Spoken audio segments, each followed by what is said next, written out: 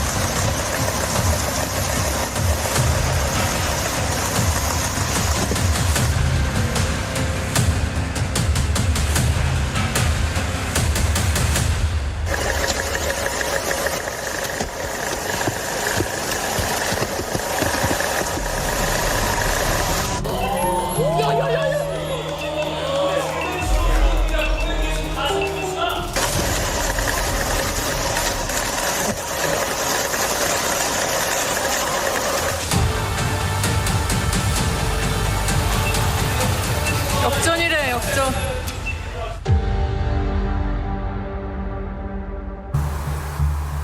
(2020년 4월 16일) 총선 개표가 채 끝나지도 않은 새벽 4시 반 DC 인사이드 우한 갤러리가 갑자기 시끄러워지기 시작했습니다. 선관위가 보유하고 있던 선거용 파일이 대량으로 올라온 겁니다. 이어서 서울, 경기, 인천 지역의 선거 결과가 민주당 63%, 미래통합당 36%로 비슷하다는 분석이 올라왔습니다. 잇따라 여러 종류의 분석들이 줄을 잇습니다.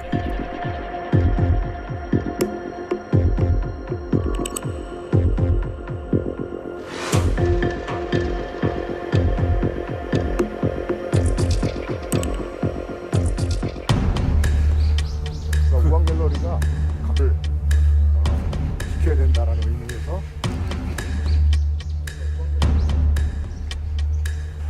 그때 그 선관위가 가지고 있는 엑셀 파일이 네, 굉장히 많이 올라왔다면서요? 전체가 다 올라왔습니다. 그러니까 253개 지역구의 엑셀 파일이 전체가 다 올라왔고요.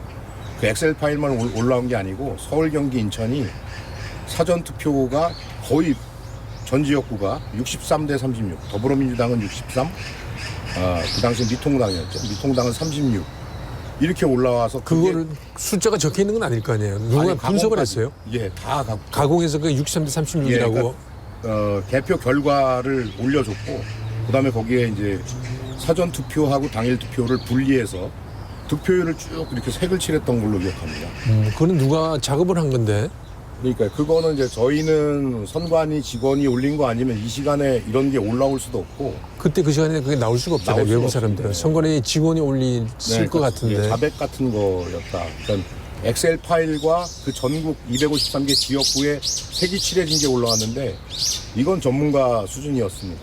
그러니까 이제 그걸 보고 사람들이 각성을 해서 20분, 30분 단위로 온갖 통계 자료가 다 올라왔습니다. 우한 갤러리에. 그게 많은 사람들 충격을 줬겠네요. 네네. 선관위의 반응이나 이런 건 없었어요? 선관위의 반응은 이제 DC 인사이드의 특징은 선관위 애들 들어오고 경찰 들어오고 다 들어오는 거예요. 누군지 모르니까. 네. 방해 공작을 굉장히 많이 했었죠. 사실 우한 갤러리는 이미 프로듀서 101의 순위 조작을 폭로한 사이트로 유명했기 때문에 이번에는 어떤 폭로인지 관심이 집중됐습니다. 선관위 직원이나 관계자로 추정되는 사람이 개표 다음 날 새벽에 선관위만이 가지고 있는 엑셀 파일을 공개했습니다. 왜 그랬을까? 부정선거의 비밀을 세상에 알리기 위해서일까요? 우한 갤러리에서 시작된 부정선거 논란은 급속히 퍼지기 시작합니다. 과연 부정선거가 있었을까? 2020년 총선에서부터 본격적으로 부정선거 논란이 시작됐습니다. 21대 총선, 2024년 22대 총선, 교육감 선거, 강서구청장 선거, 그리고 가장 최근의 강북구청장 선거, 심지어 윤석열 대통령이 당선된 2022년 20대 대선까지 모두 부정선거가 있었다는 겁니다. 좀 더 구체적으로 이야기하면 당일 선거 4, 5일 전에 있은 사전 선거가 조작되었다는 겁니다. 과연 사실일까? 엄청나게 중요한 우리가 공병호 박사가 운영하는 유튜브 채널에 주목한 이유는 부정선거를 폭로하는 내용이 아주 구체적이기 때문입니다. 문재인 대통령이 당선된 2017년 대선부터 20년 총선, 22년 대선, 24년 총선에 이르기까지 사전 선거의 투표자 수가 부풀려졌다는 것입니다. 209만, 279만 8천 명 등 숫자도 구체적으로 언급됩니다. 심지어 작년 총선에서 낙선되었어야 하는데 당선되었다는 국회의원 53명의 실명까지 거론됩니다. 고민정이 9,188표로 패배한 선거입니다. 오신환이 이겼죠. 10,000표 정도 차이로. 9,188표로 13,203표를 집어넣어 가지고 고민정이 9,188표를 패배했는데 4,015표로 승리한 후보로 만든 겁니다. 구체적으로 되면서 당신은 떨어질 사람이 붙었다 이렇게 하는데 명예훼손이나 이런 소송이 없다는 게 어마어마하게 상세하게 공개를 되지 않습니까? 네네. 2024년 총선에서는 최소 53명에서 57명의 지역구 의석수를 훔쳤고 그다음에 비례대표 세석까지 합치게 되면은 최대 60석 정도를 민주당이 국힘당 몫을 가져갔다. 낙선인데 당선되었다는 국회의원 53명의 실명도 지역구 명과 함께 공개됐습니다.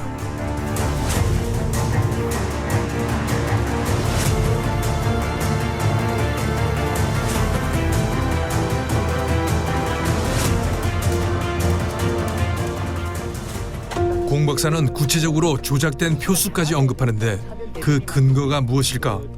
우리는 공 박사에게 수치를 제공한 소위 재야 전문가를 어렵게 만났습니다. 재야 전문가는 중앙선관위가 제공하는 엑셀 파일을 분석해 조작 수식을 발견했다고 합니다. 조작값을 입력하면 모집당과 당일 투표의 차이가 나오는데 이 값이 0에 근접하면 선관위가 발표한 값과 다른 사전 투표값이 나타납니다. 종로구의 경우 민주당 후보는 선관위 발표 58%의 사전 투표 득표율이 40%로 떨어집니다. 반면 국민의힘은 올라갑니다. 조작이 왜 사가 나왔는데 조작이라고 얘기하는 거냐 하면요.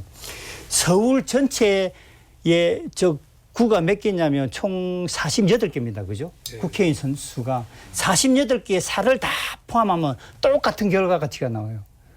서울은 예, 그러니까 어떤 규칙이 있는데 규칙이 맞아 들어가면 무작위수를 갖고 선거를 했는데 규칙이 맞아 들어가면 그죠? 부정이 있다는 겁니다. 조작값에 따라 가짜로 투입된 표의 숫자가 결정되는데 서울의 경우 조작값 4를 입력하면 48개 선거구의 실제 사전선거 득표율이 나타난다는 것입니다. 조작값 4의 경우 진짜 투표자 3명당 1명의 가짜 투표자가 투입된다고 합니다.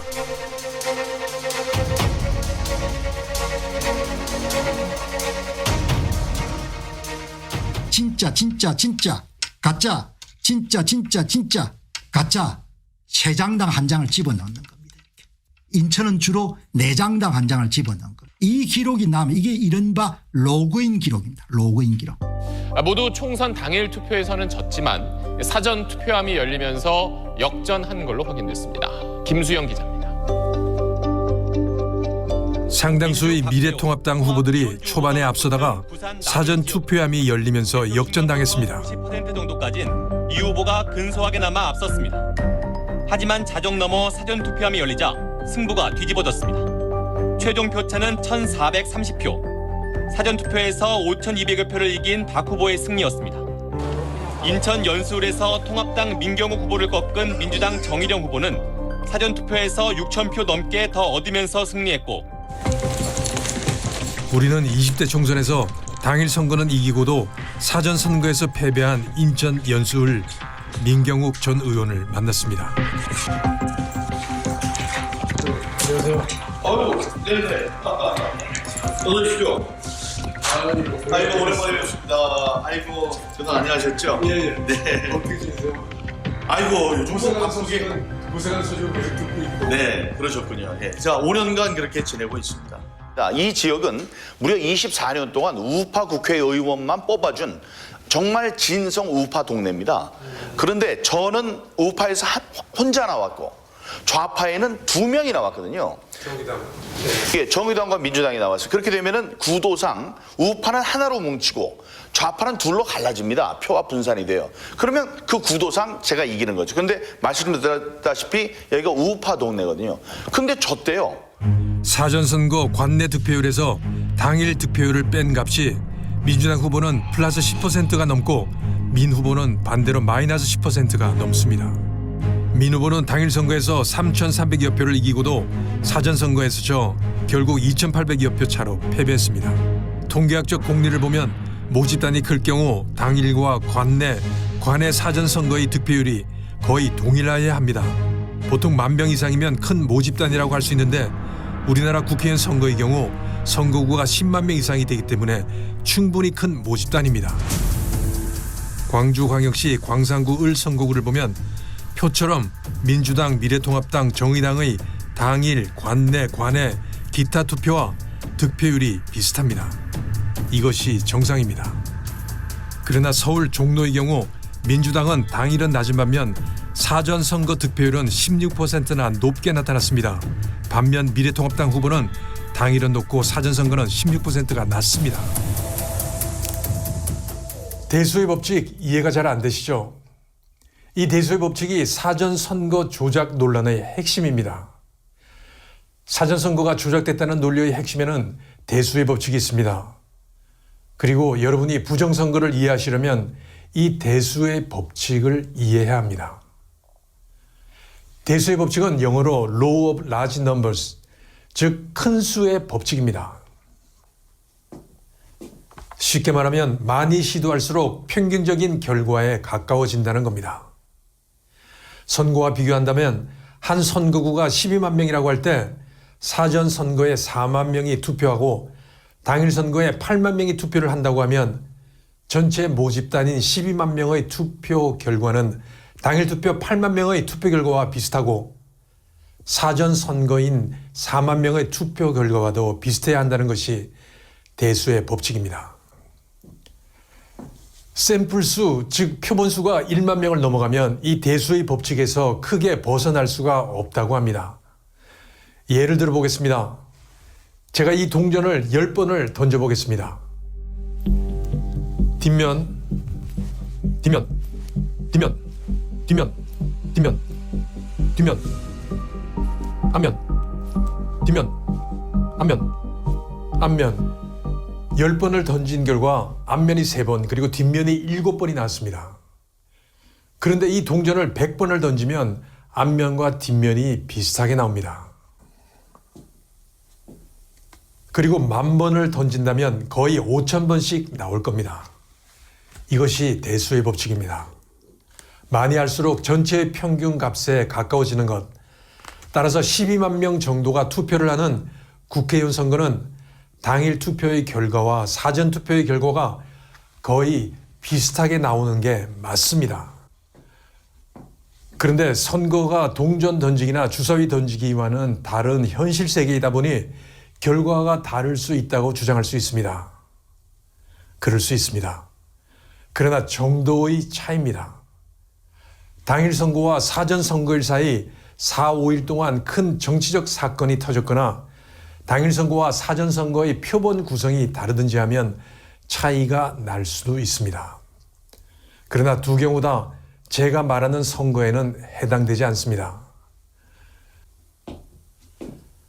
문제는 선거 결과가 대수의 법칙과는 터무니없이 다르게 나왔다는 겁니다. 이해할 수 없는 결과가 전국 곳곳에서 나타났습니다. 21대 총선 서울 48개 선거구 모두에서 사전선거 득표율 마이너스 당일 득표율에서 민주당이 10% 이상 앞섭니다. 이렇게 될 확률은 1조분의 1이 넘습니다. 불가능하다는 겁니다. 이런 불가능한 현상이 전국에서 발생합니다. 당일에서 이기고도 사전 선거에서 지는 일들이 곳곳에서 벌어졌습니다. 대소의 법칙에 의하면 사전 선거의 결과는 당일 투표와 비슷해야 합니다. 그런데 이상하게도 완전히 다른 결과가 나왔습니다. 가장 국힘당 지도부가 가장 장애를 많이 하고 이게 선거 여기 좀 해주십시오 동료를 많이 한 데가 사전 투표예요. 예를 들면 하루대 윤석열 대통령 부부, 한동훈 대표. 국민의힘은 국민들에게 사전 선거 참여를 적극적으로 독려했습니다. 그러나 그 결과는 참혹했습니다. 여러분 전 투표에 나서 주십시오. 왜냐하면 우리 선량하게 법 지키는 사람들이 그런 범죄자들에게 이길 거라는 기세를 출정식으로서 보여줘야 합니다. 한동훈 그때 비대위원장 그리고 254명의 국회의원들이 다 가서 사진을 찍었어요. 윤석열 대통령 아마 뭐 부산에 찍은지 뭐 아마 딴 찍었어요. 그분들이 다 하고 그때 구름대 같이 모였던 사람들, 한동훈 지지한다고 다 모였던 그 국힘당 지지했던 사람들한테 한동훈 씨와 윤석열 씨가 사전에서 이겨야 된다고 다 엄청나게 동요하고 캠페인을 벌였어요. 그럼 결과가 어떤지 한번 내가 이야기해 볼까요? 네. 22대 총선에서요, 서울 지역을 내가 볼게요. 어디가 몇 명이 이겼는지 내가 볼게요. 서울 지역만 따지면 더불어민주당이 20명을 48개 선거구에서 20명이 당선이 됐어요. 투표에서 당일 투표에서. 국힘당 28명이 당선된 거예요. 당일 투표는? 네, 당일 투표. 근데 관 내로 가게 되면 얼마가 더불당이 올라가냐면 43명으로 올라가요. 국힘당은 몇 명으로 가냐면 5명뿐이 못 붙어요. 그럼 이게 뭐냐 그러면 거의 6분의 1로 줄어요. 관외로 가볼까요? 더불어민주당은 45명 이겨요. 국힘당이 이긴 게 3명뿐이 안 돼요. 그럼 국외로 가봐요. 더불어민주당은 48개 선거구에서 47개 선거구 이겨요. 전국 3,551개의 선거동에서 민주당은 100% 가까이 플러스를 기록했습니다. 기적과 같은 일이 벌어진 겁니다.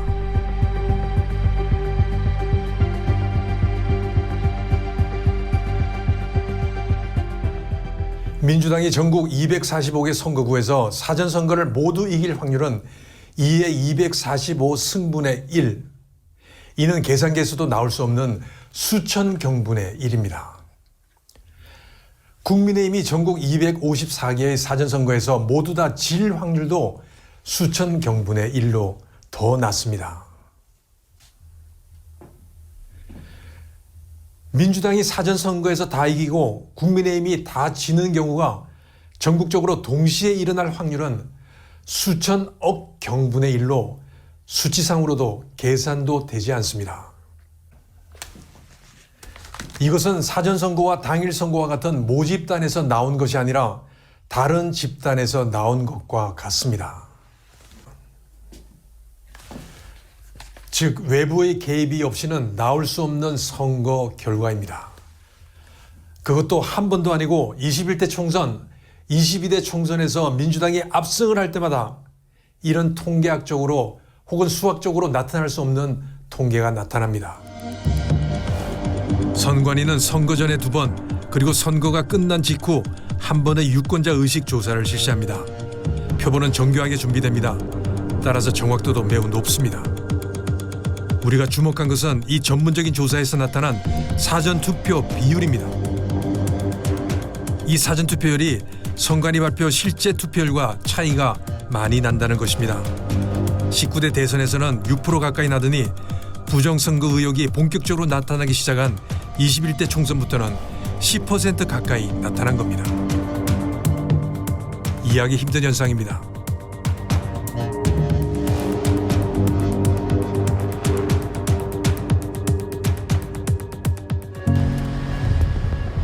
우리는 젊은 공학 박사에게 이런 이상한 현상에 대한 설명을 부탁했습니다. 저도 이런 거 하는 게 상당히 부담스럽거든요. 근데 이게 이렇게 하는 이유가 다음이 없을 것 같아서 이렇게 저도 할 수 있는 거를 좀 해보는 거예요. 저도 이렇게 해서 이득이 없는 게 아무것도 없고 너무 부담스럽기도 하고 개인적으로. 근데 이제 그냥 일반 국민이 아무 힘이 없잖아요. 아무 힘이 없는데 이게 이공계 전공자가 봤을 때 이 현상이 너무 극명하게 보이는데 사람들이 그래도 모르니까 이거를 조금이라도 이걸 뭐 부정선거 있었다 이렇게 100% 제가 뭐 설득을 할 수는 없겠지만 이 현상이라도 알려주고 싶은 마음이 크거든요. 선택한다 이렇게 설명을 하셨잖아요. 네. 뭐 그러니까 그 얘기 자체는 의지적으로 사전과 당일을 선택을 하겠죠. 근데 이 80% 정도까지 높게 의지적으로 사전을 선택하려는 민주당 지지자가 무슨 그렇게 할 만한 사건이나 이슈가 있었어야 되잖아요. 이 공학도는 사태의 심각성을 알리기 위해 도표까지 준비해 왔습니다. 20대 총선은 그나마 사전과 당일 득표율이 비슷했습니다. 물론 이때도 조작의 조짐이 있었다고 합니다. 그러나 21대는 민주당의 사전선거 득표율이 급상승합니다. 그리고 그 기조는 22대에서도 유지됩니다. 하지도 않았어요. 근데 어떻게 이런 현상이 일어났는지를 이해할 수가 없고 이게 어떻게 자연스럽게 일어날 수 있다고 하는지를 저는 이해할 수 없다. 이게 그 선관위 자료인데 보면은 선관위는 투표 결과를 단순히 집계한 역할만 하고 있어서 모르겠고 왜 저렇게 나오는지 통계학적으로 설명이 불가능한 결과가 왜 나오는지 모르겠고 대법원 선고에서는 이게 이례적이거나 비정상적으로 볼 수 없다고 판결을 내렸거든요.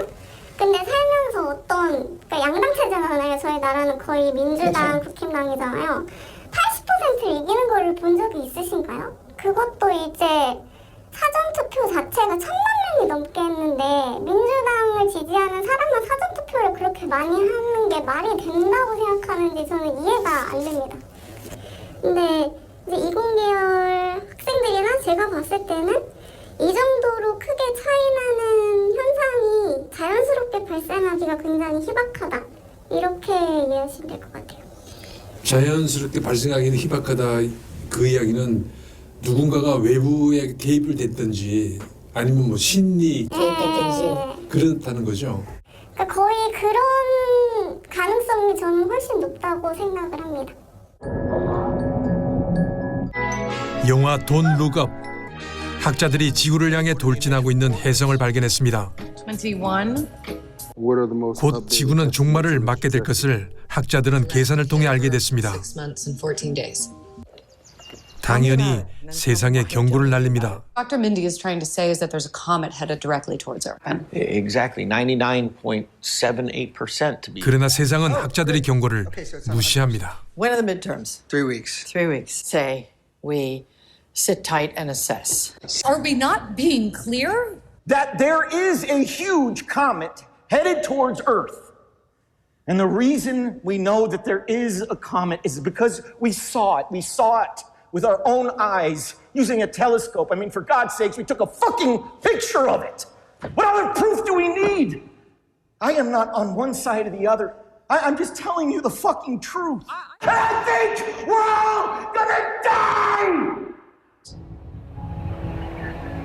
We ask for your grace tonight.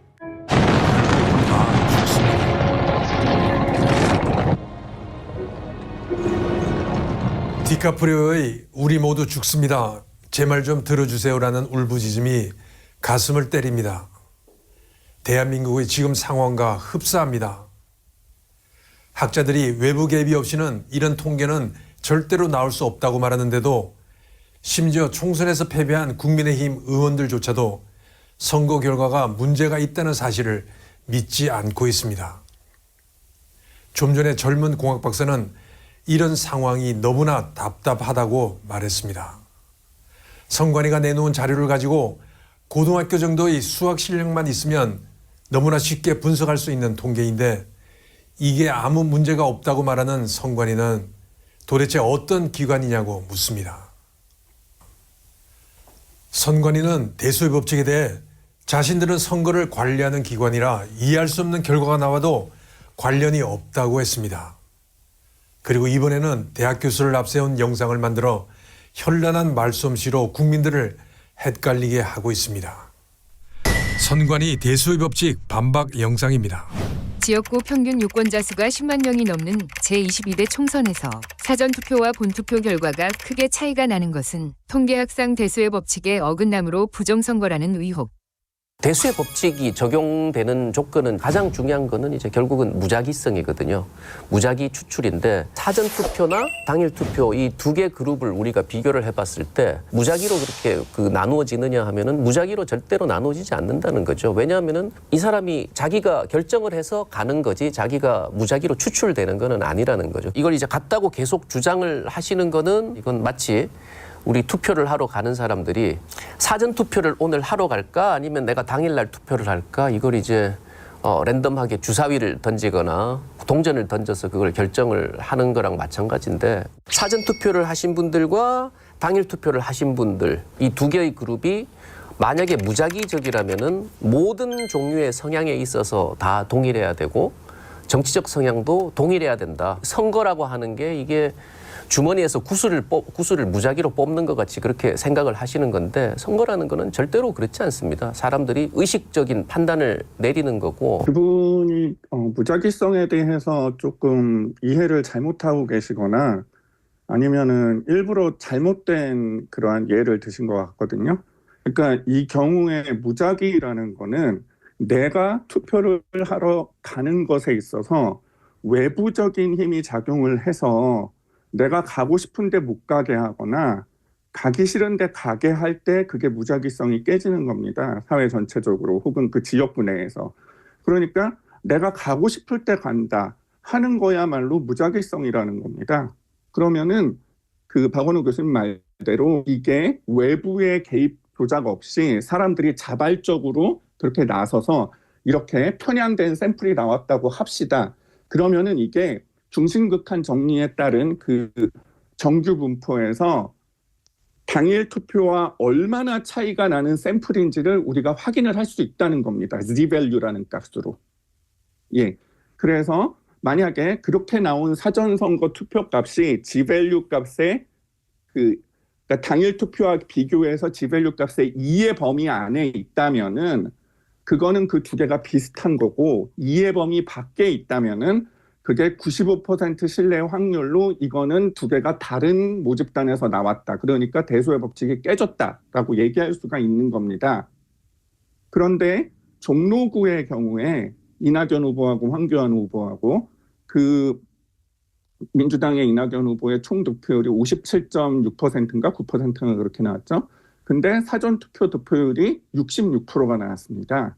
그러니까 이 두 개가 같은 모집단에서 나왔을 거라고 하는 것을 계산하는 G-value 값이 얼마가 나오냐면요. 39.5라는 값이 나옵니다.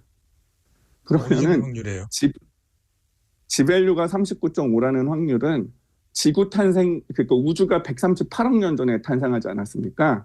그러니까 우주가 탄생하고 바로 오늘까지 매일매일 로또 1등을 할 확률이 한 수십 번, 수백 번 반복해서 일어나는 정도의 확률입니다. 그러니까 지금 당장 내일 뭐 태양이 갑자기 확장해서 폭발하는 그 확률이 이 확률보다 더 높습니다.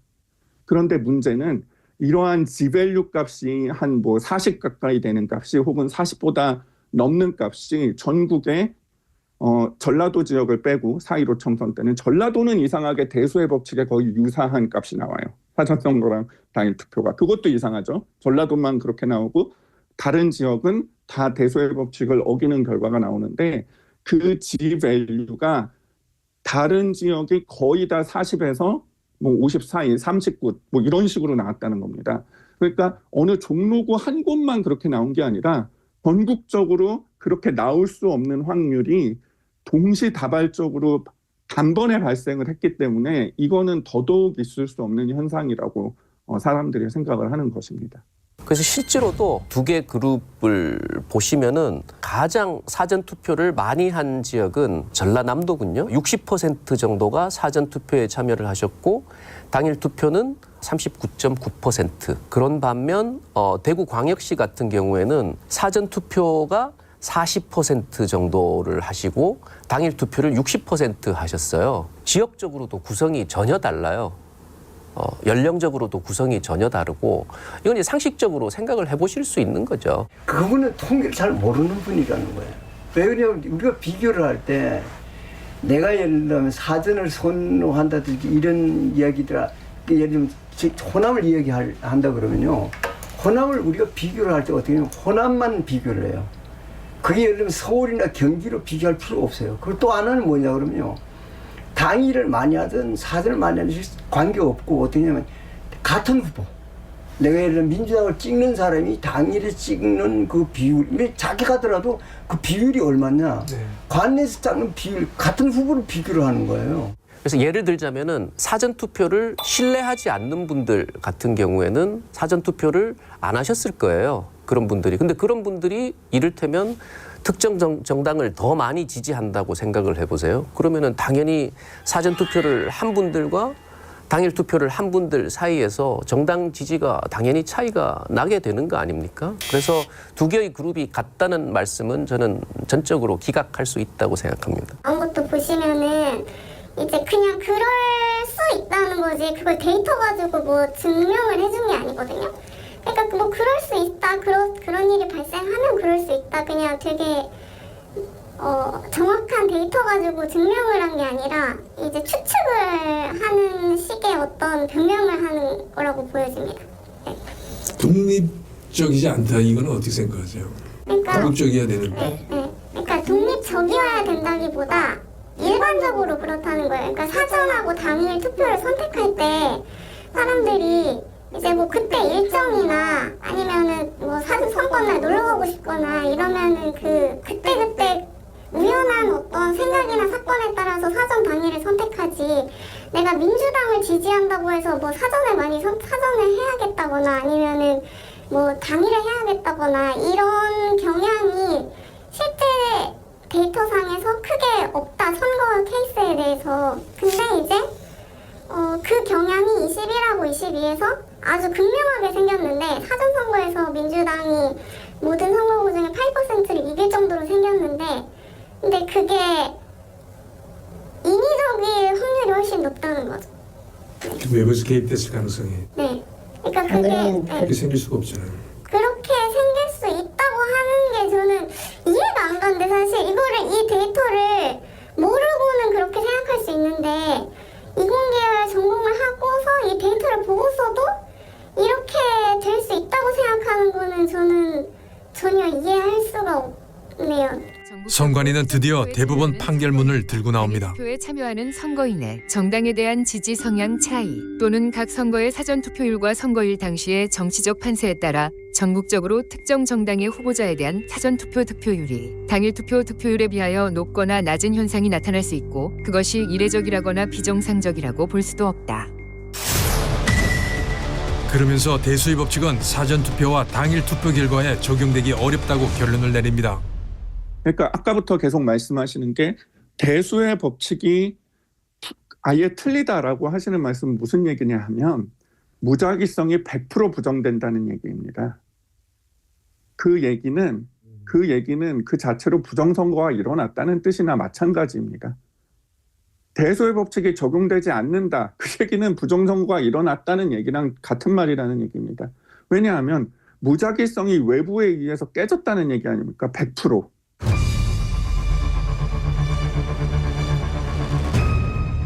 이게 당일 득표율이, 어떤 후보에 대해서는 당일 득표율이 높을 수도 있고 낮을 수도 있다 이렇게 말했지, 3,551개 선거동에서 99%가 민주당 후보가 다 거의 10% 놓고 국힘당 후보는 다 10% 났다. 그 자료를 대고 설명하면 설명이 안 돼요. 그 선관위의 그 대법원의 그 판사도 높고 낮은 가능성이 있기 때문에 이게 비정상적이다, 말할 수 없다, 그렇게 판단을 내려놓은 거지. 네. 3,551개. 그럼 예를 들면 254개 선거구에서 민주당 후보는 245개 요번에 출발을 했어요. 254개에서 당일 득표율이 관내 득표율보다 10% 이상 다 낮다. 말하자면 관내 득표율이 10% 이상 다 높다. 국힘당은 10% 이상 다 낮다. 그렇게 말한 건 아니에요. 그래 이게 기이한 현상을 그러면 그렇게 말한다 그러면 어떻게 일괄적으로 이렇게 나오냐. 그리고 그게 한석환 교수는 수식으로 딱 나온다는 거예요. 인하대 공대학장을 역임한 허병기 교수는 선거에서 조작한 표의 수를 계산해내는 공식을 오랜 시간 연구 끝에 만들었습니다. 허 교수의 공식은 조작된 득표수를 계산하기 위해서 만들어졌습니다. N은 실제 사전선거 관내 총 투표자 수입니다. 알파 N은 조작 득표수입니다. N반은 선관위가 발표한 부풀려진 사전선거 관내 총 투표자 수입니다. 복잡한 수식을 거쳐서 허 교수는 조작된 득표수를 계산해냈습니다. 이 모든 과정에 사용한 수치는 선관위가 공개한 자료에 의한 것입니다. 결국 성동구 을 소공동에서 민주당이 조작한 관내 투표수는 108표, 선관위가 발표한 부풀려진 투표자 수는 509표인데 여기서 조작된 수를 빼 실제 사전 관내 투표수는 401표입니다. 저는 표본 집단의 크기가 커지면 그 표본 평균이 모 평균에 가까워진다는 이 대소의 법칙에 대해 선관위와 일부 학자들이 완전히 반대의 의견을 내놓고 있는 현상이 의아했습니다. 누구 말이 맞을까? 저는 21대 총선이 끝나고 조선일보가 2020년 5월 4일자에 실은 최보식이 만난 사람이라는 기사에서 그 답을 찾을 수 있었습니다. 박성현 교수는 우리나라 통계학계의 기둥과 같은 존재입니다. 정치나 이념과 관계없이 오로지 평생을 통계학을 위해 헌신하신 존경받는 석학입니다. 이런 분이 21대 선거 결과가 이해할 수 없다고 말합니다. 현실적으로 불가능한 통계라는 것입니다. 사전투표를 둘러싸고 말들이 많아서 전국 지역구 253곳의 선거 데이터를 자세히 봤습니다. 통계적 관점에서는 확실히 일어나기 어려운 투표 결과였습니다. 어떤 형태이든 인위적 개입이 있었을 가능성을 배제하기 어렵습니다. 이는 몹시 예민한 사안입니다. 통계학자로서 지금까지 쌓아올린 선생님의 권위와 명망을 잃을 수도 있습니다. 조작 증거라고 단언할 수는 없어도 통계학자의 눈으로는 몹시 의아하게 보입니다. 아주 우연히 그렇게 일어났다고 주장할 수는 있지만 통계적으로 이런 우연이 일어나기는 쉽지 않습니다. 굳이 말하면 신이 미리 그렇게 해주려고 작정하지 않고는 일어날 수 없습니다. 통계적으로는 납득이 안 돼도 현실에서 일어날 수는 있습니다. 현실이 통계 이론에 따라가는 것은 아닙니다. 이번 총선 투표 결과가 실제 그걸 말해주고 있지 않습니까? 현실을 반영해온 결과가 통계입니다. 가령 서울은 강남, 강북 등 지역 특성이 있고 후보 경쟁력이 달라 지지도가 다양하게 나오는 것이 정상입니다. 이번에는 서울 선거구 49곳에서 모두 민주당의 사전투표 득표율이 당일 득표율보다 평균 12%가 높았습니다. 선거구별 표준 편차도 2.4%로 거의 동일한 패턴을 보였습니다. 코로나 대응을 위해 정부 여당의 힘을 실어줘야 한다는 바람이 불었으면 이렇게 나올 수도 있지 않나요? 더 세부적으로 서울의 424개 동단위에서도 한 곳 예외 없이 민주당의 사전투표 득표율이 당일 득표율보다 높았습니다. 동별로 특색이 있는데도 일률적인 결과가 도출됐습니다. 통계적으로 도저히 발생하기 어려운 것입니다. 먹구름이 한반도 하늘을 덮을 때 전국적으로 비가 동시에 올 확률은 100%라고 주장하는 학자도 있습니다. 먹구름은 민심을 비유하는 것인데. 그렇게 주장할 수 있습니다. 하지만 당일 투표에서 민주당 45.6%, 통합당 46%였습니다. 당일 투표 결과로는 민주당 123명, 통합당 124명, 무소속 5명, 정의당 1명입니다. 그런 민심이 사전투표함을 열자 민주당 163석, 통합당 84석으로 바뀌었습니다. 사전투표에서 현 정권을 지지하는 민심이 먹구름처럼 뒤덮였다고 가정합시다. 그러면 4, 5일 뒤 당일 투표에서는 갑자기 왜 이런 민심이 바뀌었을까? 설명이 안 되는 것입니다. 보수 성향 유권자들 사이에서는 투표함을 바꿔치기하거나 조작할 수 있으니 사전투표를 하면 안 된다는 말이 퍼졌습니다. 가령 대구는 사전투표 비율이 가장 낮고 당일 투표에서 높았습니다. 역대 선거에서도 현 여권을 지지하는 젊은 층이 사전투표에 많이 참여했는데요. 이번 사전투표에는 60대 이상이 30.8%로 가장 많이 참여했습니다. 다음으로 50대가 21.9%였습니다. 50대 이상을 합치면 52.7%로 젊은 층보다 사전투표에 더 많이 나왔습니다. 50대 이상의 전반적인 표심이 바뀌었다고 볼 수는 없지 않은가요? 사전투표 그룹과 당일 투표 그룹이 같은 성향의 투표를 할 것이라는 전제가 잘못된 거 아닐까요?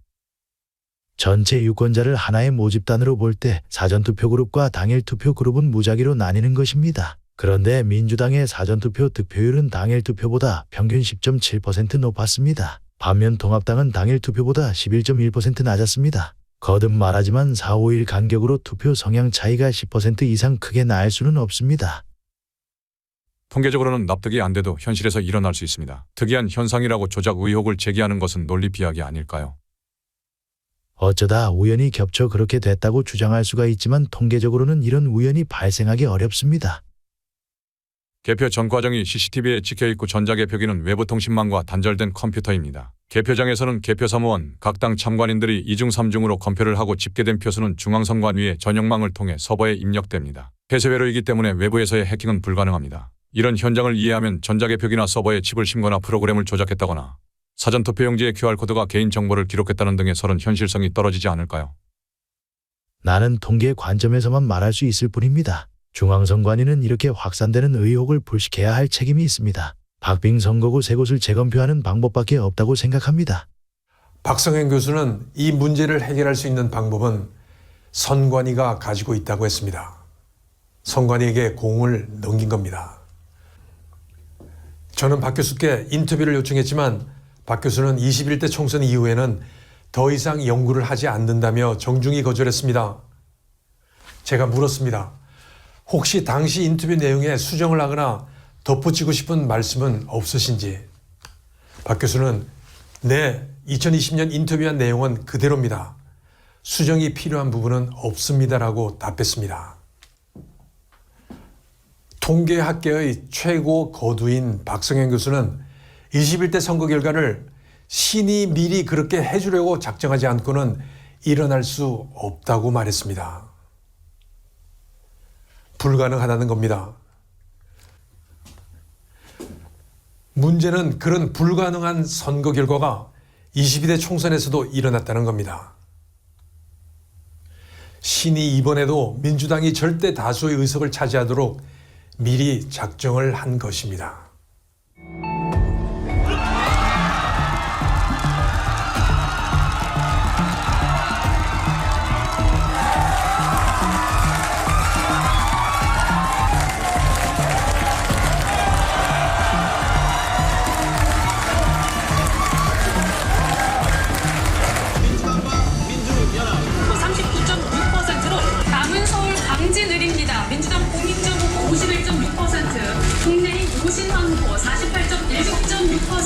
국내인 김태우 후보 49.4%로 두 후보 간의 경합이 예측됐습니다. 국민의힘의 참패가 단순히 선거 전략의 잘못일까요? 국민의힘 후보 중 50명은 당일 선거에서 이기고도 최종적으로 패했습니다. 이들 국민의힘 후보가 정말 선거에서 진 것일까요? 전국에 걸쳐 사전 선거에서 민주당은 10% 이상 얻고 국민의힘은 10%를 잃었습니다. 만일 조작이 없이 공정하게 선거를 치렀다면 이런 결과가 나왔을 겁니다. 오늘과 내일 22대 국회의원 선거 사전투표가 진행됩니다. 오늘과 내일 22대 국회의원 선거 사전투표가 진행됩니다.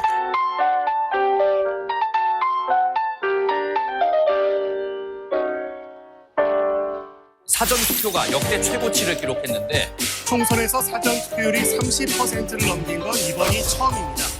역대 총선 가운데 가장 높습니다.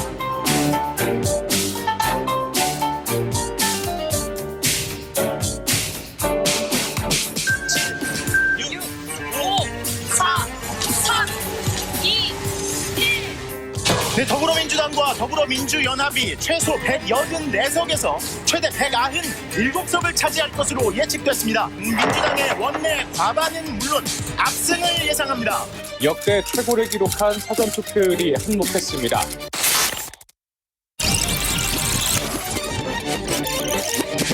오늘과 내일 22대 국회의원 선거 사전투표가 진행됩니다.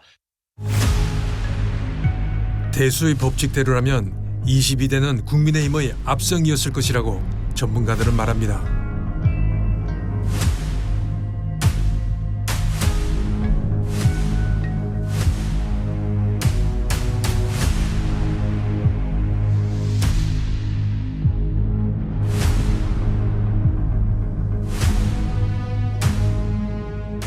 제가 학술적인 측면에서만 보면 이건 기획됐다는 거예요. 아까 이야기했듯이 내가 알파라는 게 딱 나오잖아요. 그럼 서울 시내 딱 들어가 보면요. 48개 선거구가 알파 값이 거의 같으니까 직선 기울기가 똑같고 한 직선으로 표현돼요. 그래서 이건 기획된 거라는 거예요. 두 번째는 이게 조직적이라는 거예요. 어떤 시스템이 이게 조직적으로 하자 그러고요. 참여하는 쪽으로 보면 집단적으로 참여했다는 거예요. 왜냐면 48개 선거구에서 내가 당일 예를 들어서 10,000표가 일어났다 그러면 여기 30% 하면 3,000표를 가잖아요. 다른 선거구에서 예를 들면 12,000이다. 30%다 그러면 그 뭐 예를 들면 36,000표들.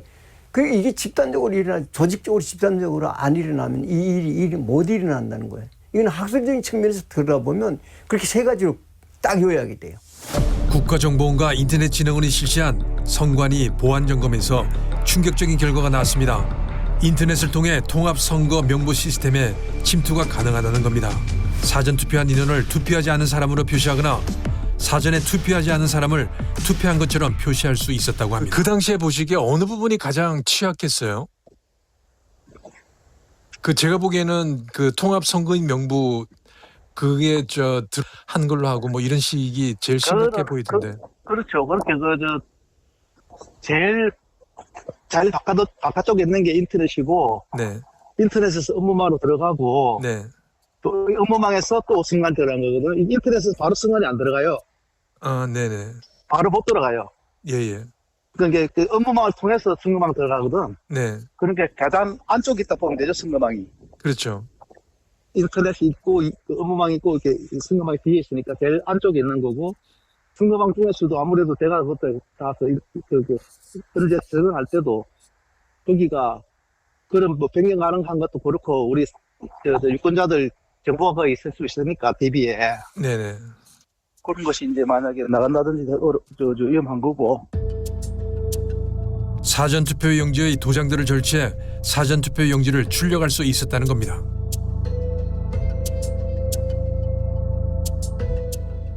가장 중요한 것은 청인, 사인 이런 것이 일반적으로 설치할 수 있는 상황이다. 굉장히 취약하다.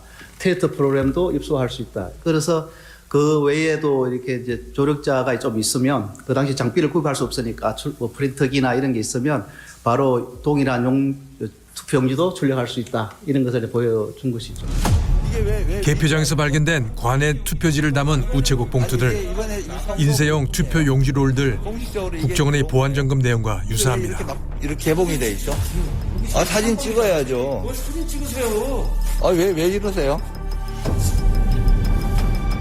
아니 나오세요. 그냥 나오세요. 아니 여기 왜 롤 용지가 이렇게 많아요? 국정원 보안 점검처럼 선관위 청인과 투표관리관 도장이 무단 도용되면 새 투표지로 둔갑할 위험이 있습니다. 보니까 거의 해커 마음대로 할 수 있었던 것 같더라고요. 들어가면 뭐 마음대로 하는 거죠. 뭐 들어가면 그렇게 점검에서는 들어갔으니까. 네. 그래서 취약하다는 말씀을 제가 말씀드린 거고. 그래서 그런 보안 시스템을 다 조치를 해야 되는데. 네. 보안 조치가 됐는지 안 됐는지는 제가 모르죠.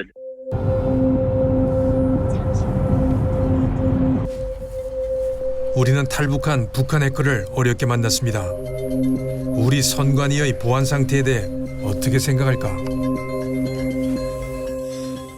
솔직히 말해서 국정원이 뚫었으면 북한은 더 잘 뚫을 수 있어요. 그걸로 뭐 말이 끝난 거예요. 국정원에서 자체 점검했는데 뚫렸으면은 북한이 뚫으자고 하면 국정원에 한 번 넣어봤잖아요. 그런데 한 번 넣어봤는데 뚫렸으면 북한은 매일 얼마나 수십 수백 차례 공격을 하겠어요. 그럼 북한은 이미 쉽게 넘어갔고 패스워드까지 그렇게 했다는 건 진짜 이건 불감증인데 심각한 불감증이죠. 우리가 너무 지금 이 북한 앞에서 저는 너무 한국 사람들이 안이한 것 같아요. 한다면 어떤 식으로 해요? 이게 뭐 망이 선관위만 해도 망이 여러 개가 있는데 서로 차단돼 있다고 하던데. 그게 저는 이해가 안 돼요. 그 사람들의 설명이요. 망이 서로 차단이 됐으면 보안정보 때 뚫렸잖아요. 네. 그럼 말 안 되잖아요.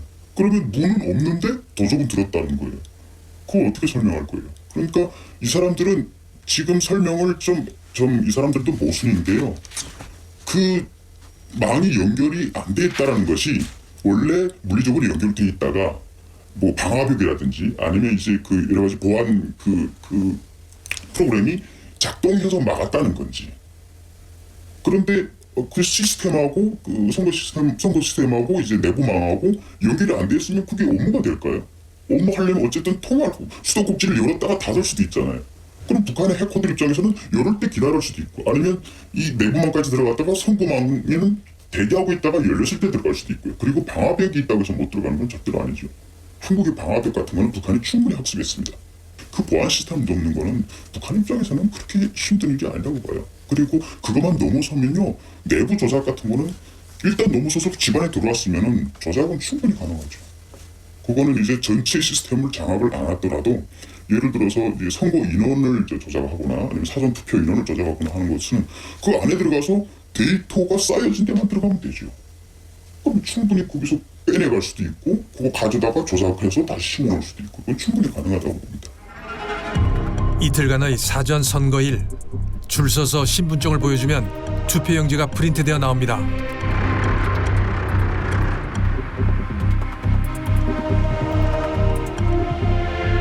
한 사람이 투표를 할 때마다 통합 명부 시스템에 소스 코드가 하나씩 저장됩니다.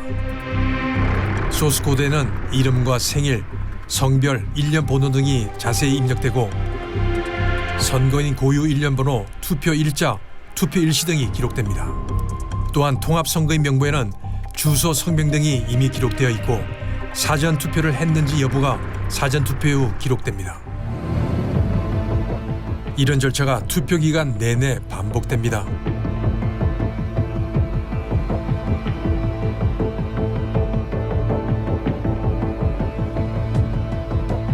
조작이 사실이라면 투표를 하지 않아도 이 과정에서 투표를 한 것으로 기록될 것입니다.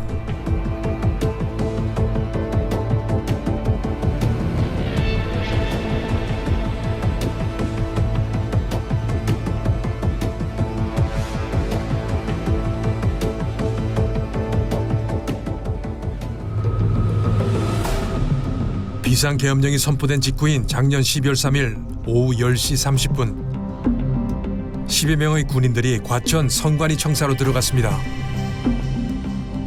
이들의 목적지는 바로 저희 제작팀이 선거 부정을 확인하기 위해 선관위에게 공개를 요구하고 있는 통합 선거인 명부를 보관하고 있는 서버였습니다. 통합 명부 시스템 서버라고 적혀 있습니다. 중앙선관위 내부 CCTV를 공개한 야당은 이들이 찍어간 서버는 사전투표 명부를 관리하는 시스템이라고 설명했습니다. 계엄군이 중앙선거관리위원회에 들어가서 서버를 촬영했습니다. 그 서버는 사전투표 명부 관리 시스템이라는 것입니다. 조작이 있었다면 사전투표 시스템에 들어가 투표자 수를 부풀린 것이고 그 서버 내에는 이런 소스 코드가 입력되어 있습니다. 한 사람이 투표를 할 때마다 이런 소스 코드가 하나씩 생성됩니다. 그리고 통합선거인 명부에 사전투표자라고 기록이 됩니다. 만일 국정원과 인터넷진흥원의 보안점검의 지적대로 투표를 하지 않았는데 투표를 한 것으로 만든다면 이 명부에 역시 사전투표자라고 기록이 될 겁니다. 따라서 선관위의 통합 명부 시스템에서 선거인 명부를 뽑아 이들이 실제로 투표를 했는지 체크할 수만 있다면 부정선거 여부를 정확히 알아낼 수 있습니다. 이것이 선관위가 서버와 통합 선거인 명부를 공개해야 하는 이유입니다. 혹은 공개하지 못하는 이유이기도 하겠죠. 그리고 계엄군이 선관위에 들어간 이유일 것이라고 추측됩니다. 이것이 21대 국회의원 선거 무효소송에서 선관위가 법원에 제출한 통합선거인 명부입니다. 그러나 이름도 주소도 생년월일도 아무것도 없이 그냥 사전 투표자라고 인쇄되어 있습니다. 이것으로 어떻게 투표를 했는지 확인할 수 있겠습니까? 선관위의 오만함에 분노가 치밀어 오릅니다. 우리는 21대 총선 이후 거의 5년 동안 오로지 선관위의 데이터를 분석해 사전선거 설계 공식을 찾아낸 서성국 씨를 만났습니다. 부정선거의 실체에 한 발짝 더 다가갑니다. 디스 인사이드 우한 갤러리에서 솔선이라는 이름으로 활동 중인 서성국 씨.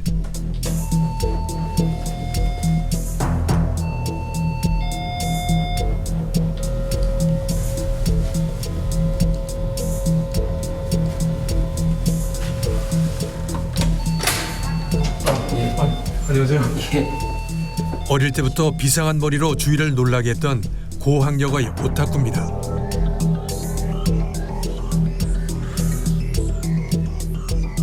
하나를 물면 끝까지 놓지 않는 근성. 결국 5년의 노력 끝에 사전투표 설계 공식을 찾아냈습니다. 이 공식으로 부정선거를 역추적할 수 있고 또한 재구성도 가능하게 됩니다.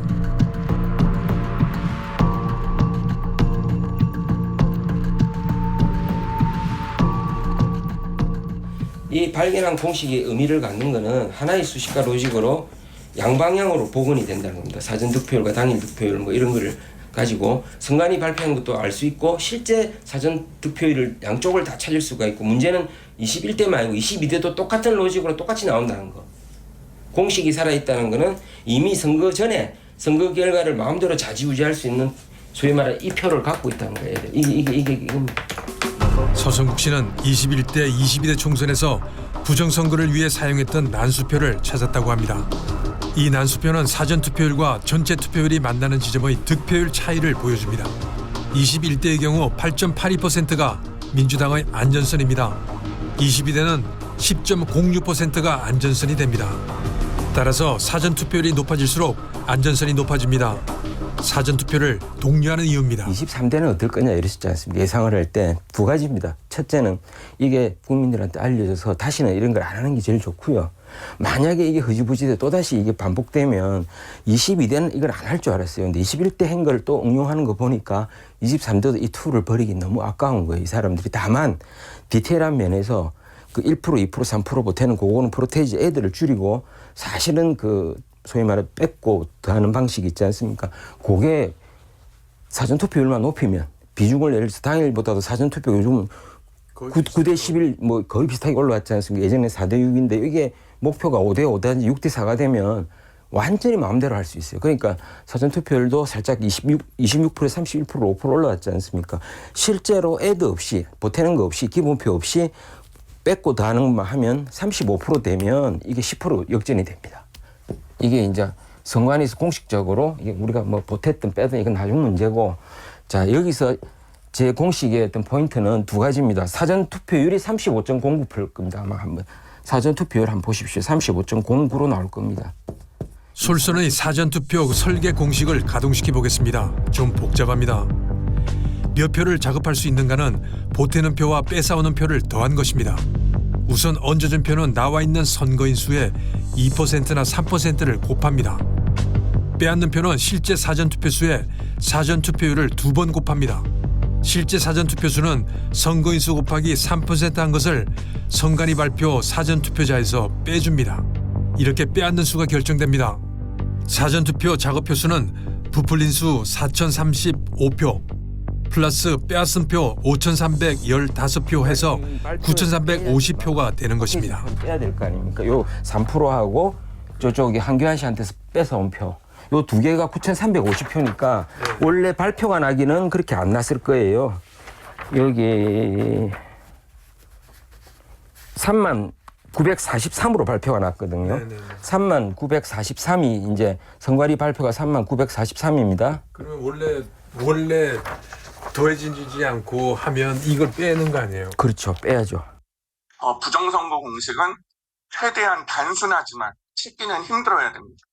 그래서 솔선인 공식을 보면은 첫 번째 항은 그냥 단순한 곱하기의 그 항으로 돼 있지만 두 번째 항이 더해지는 두 번째 항이 그 사전 선거율의 제곱이 되기 때문에 이게 선형과 비선형이 이렇게 같이 있기 때문에 상당히 찾아내기가 힘듭니다. 뉴욕 표고 수검표입니까? 그게 아닙니다. 분류 자체를 하나하나 손으로 눈으로 보면서 해야 되는 게 수개표입니다.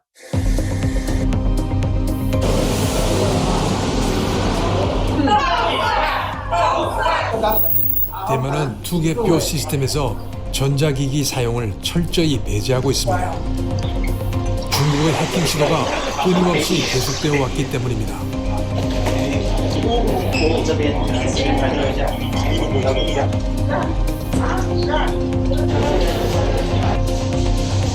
투표가 끝나면 투표장은 곧바로 개표장으로 바뀝니다. 조금 전까지 시민들이 투표를 했던 장소가 순식간에 개표소로 변하기 시작했습니다.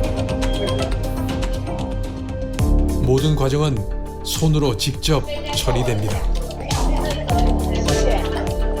한해 투표제도 중에서 가장 큰 특징 하나는 투표소가 바로 개표소로 전환이 된다는 점인데요. 투표소에서 손으로 직접 개표를 한 뒤에 거기서 나온 수치를 칠판에 적습니다. 우리 반장 선거하듯이 발을 정자로 적고요.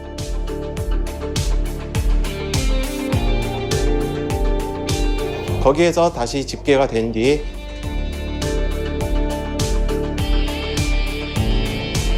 거기서 집계된 표 수는 이제 직접 숫자로 입력이 되어서요. 그 중앙선거정보센터로 전송이 됩니다. 수개표를 원칙으로 하는 나라는 주로 유럽입니다. 독일과 프랑스 등 많은 유럽 국가들은 선거 과정 전체를 모든 사람이 쉽게 이해할 수 있어야 한다는 전제를 깔고 있습니다. 우리는 취재를 마무리하면서 최종적으로 중앙선거관리위원회를 찾았습니다. 선관위 실무자들의 허심탄회한 이야기를 듣고 싶었습니다. 네. 투표를 할 경우에 저희 당일 투표는 이제 사인하잖아요. 네, 네. 주소하고 네. 생일이라고 적혀있는데 사인하면 네. 그 옆에 사전 투표한 사람은 이 도장이 찍혀 있더라고요. 사전 네, 투표 네, 했다고 기록자, 날짜 네. 이렇게 적혀 있잖아요. 네. 장소 이렇게 적혀 있는데 네. 조작이 됐다면 그 도장이 네. 지금은 비어 있는 안 한 사람은 비어 있는데 네, 네. 그게 찍혀 있을 거 아니에요. 투표했다고 사전 투표자 네, 사했다고 돼 있겠죠. 돼 있죠. 그 부분이 실제 한 것보다 더 많이 찍혀 있고 네. 그리고 거기 있는 사람을 한 군데만 전화를 걸어서 전수조사를 한다든지 하면 이 사람이 실제로 투표했는지 안 했는지를 알 수 있잖아요. 제가 헌재에서 투표자 수를 검증하자는 게 그거 같은데. 알 수 있죠. 그렇게 하면 알 수 있어요. 그럼 그거를 공개하면 안 되나요? 물론 그것도 똑같이 법적인 똑같은 사항이죠. 예. 저희가 만약에 그 서버를 이제 검증을 하면 공개를 해야 되지 않습니까? 그럼 공개를 하려면 현재 법에 그 정보통신기반보호법이랑 뭐 개인정보보호법, 통신비밀보호법, 공공기관의 정보공개에 관한 법률에서 비공개 대상으로 되어 있어서 저희들이 그냥 공개하자라고 해서 공개를 할 수 있는 사항은 아니에요. 그걸 공개하면 오히려 저희가 처벌을 받는 상황이거든요. 공개할 생각은 있어요? 공개할 생각은 있습니다.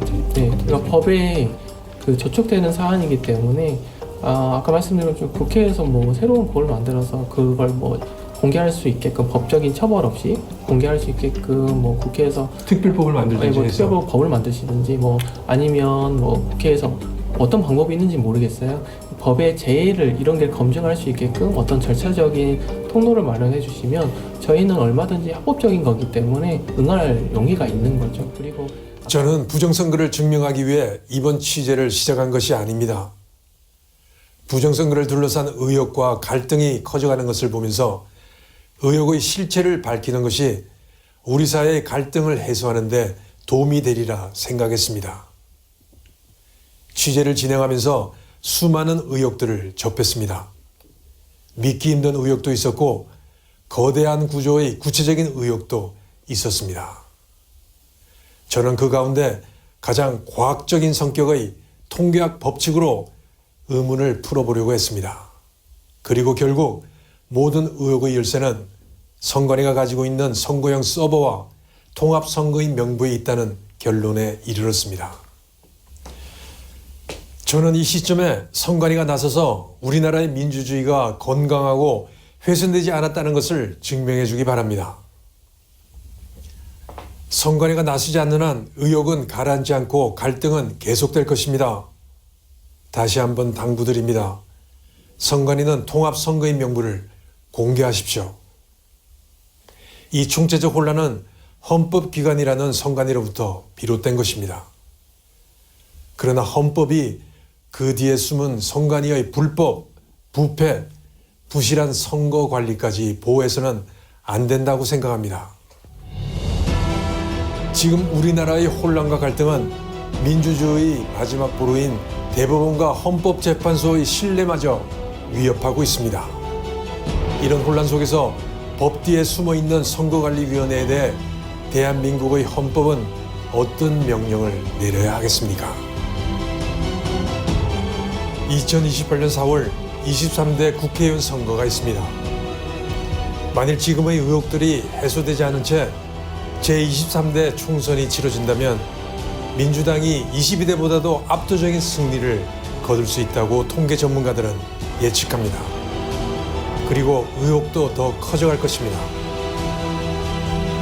여러분은 그때도 우리의 민주주의가 부정선거 의혹에 휘청거리기를 원하십니까?